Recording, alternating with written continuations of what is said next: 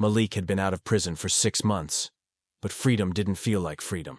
Every day was a fight against the streets, against temptation, against the voice in his head whispering that maybe he wasn't meant for anything else. Woke up every morning in his cousin's cramped apartment in Watts, surrounded by half-packed boxes of someone else's life. Job applications sat untouched on the chipped coffee table. Malik had filled out dozens: construction, warehouses, restaurants, but no callbacks. His criminal record followed him like a shadow. Walking down Central Avenue, he couldn't help but notice familiar faces posted on corners. Old friends, old enemies. Some gave him daps, others stared with quiet judgment. Everyone knew Malik was trying to go straight, but most didn't believe he'd last. One afternoon, he walked into a corner store to grab a soda. Behind him, a conversation started. 2 young guys arguing over who disrespected who. The tension rose fast. Malik knew that look, knew where it was going. His instinct screamed to leave, but his conscience whispered to stay. "Yo, y'all need to chill," Malik said, stepping between them. "Ain't none of this gonna end good." They stared at him. One laughed. "Man, what you gonna do, old head?" Malik sighed. "I ain't trying to do nothing. I'm just saying, you smarter than this." They scoffed and walked out, but it shook him. This is the fight now. Not with fists, but with words. That night, frustration boiled over. Malik sat on his back steps, scrolling through Instagram. Music videos, rich influencers. None of it felt real to him. Then, a live video popped up.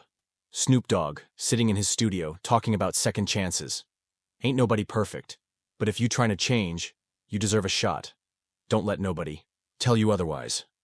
Malik stared at the screen. Something snapped inside him. On impulse, he typed in the comments, "I'm trying to change, but the world ain't letting me." He didn't expect a reply. But then, Snoop paused, squinted at the screen, and read it out loud. Malik from Watts. "I see you, nephew. Hit the DM. Let's talk." Malik's heart stopped. Wait, what? Did that just happen? The next morning, Malik woke up to a DM request. Blue check. Snoop Dogg. "You real about what you said? If so, let's link. I got something for you." His hands trembled. "Yeah, I'm real." He typed back his number, half expecting it to lead nowhere. 2 hours later, his phone buzzed. Unknown number. He picked up. "Yo, this Malik?" The voice was smooth. Iconic. "Yeah. Who's this?" Malik already knew but couldn't believe it. "It's Snoop, nephew. You said you're trying to change. So, what's up? Let's make something happen." Malik stumbled over his words. "Man, I don't even know where to start." "Start by pulling up. Here's the address. Be here tomorrow, noon." Sleep was impossible that night. Malik replayed every bad decision he'd ever made, wondering if they were the reason his life felt stuck. Maybe this was a shot, or maybe it was just a fluke. When he arrived at the compound, the gate swung open like a movie scene. Lowriders, murals of hip-hop legends, basketball courts, palm trees swaying, and right there, Snoop Dogg, chilling, in front of the studio with a joint in one hand and a smile on his face. "Aye, there he is. What's good, nephew?" Snoop dapped him up like they'd known each other forever. Inside the studio, it wasn't about music today. It was about life. "Look, man," Snoop started, leaning back. "I seen a lot of folks fall back into the streets 'cause the world don't give 'em no options. You serious about changing?" 100%. "But every door shut, big homie." Snoop nodded. "I feel that. That's why I got a proposition. I run programs through my foundation. We help brothers like you get certified. Real jobs. Legit hustle. You down?" Malik barely blinked. "Man, yeah, I'm down. Whatever it takes." "Good," Snoop smiled. "But it ain't just jobs. It's mindset.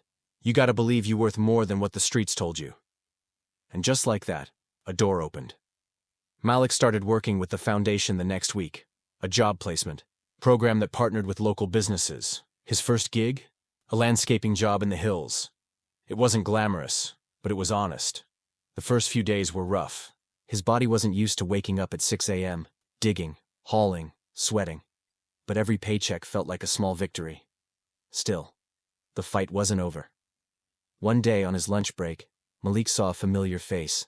Deshaun, an old homie, still deep in the game. Deshaun walked up, looked Malik up and down. "So this what you on now?